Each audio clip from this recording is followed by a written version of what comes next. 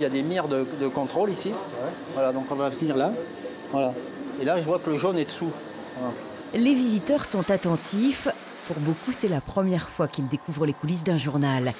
Un journal et pas n'importe lequel. Ici, le Crétois est connu de tous. Moi, je suis abonné au Crétois depuis maintenant une bonne quinzaine d'années. L'intérêt à l'origine, c'est parce que je n'étais pas sur place. J'étais à Lyon, ou même Paris avant. Et pour avoir les informations locales, régionales, il me fallait le Crétois. Ces portes ouvertes sont un peu particulières et les lecteurs le savent. Ce vendredi, une tribune a fait l'effet d'une petite bombe.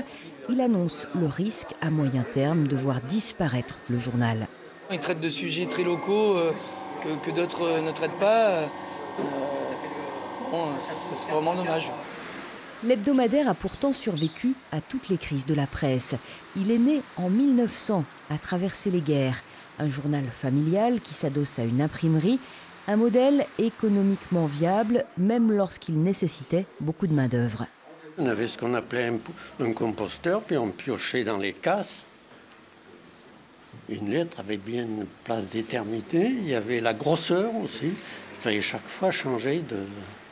Et c'est pour ça que j'ai encore du muscle, parce que les tiroirs, ils étaient lourds. Malheureusement, nous sommes en 2017 et l'imprimerie ne se porte plus aussi bien. Les entreprises se retrouvent face à une concurrence virtuelle vers laquelle se tournent même les acteurs économiques locaux. C'est vrai que l'imprimerie, depuis quelques années, avec notamment Internet et les imprimeries en ligne, a connu une forte concurrence et des prix, donc des délais toujours tirés vers le bas et des prix toujours au plus bas. À l'étage, à la rédaction, Internet serait-il alors la voie de l'avenir ?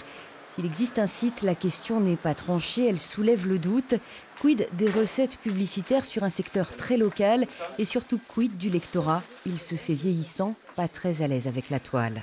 On se le prête. Certains ont aussi l'habitude de venir chaque fin de mois chez leurs voisins récupérer les 4 précédents. C'est fréquent. Ces gens ont l'impression vraiment que ce journal sera toujours là.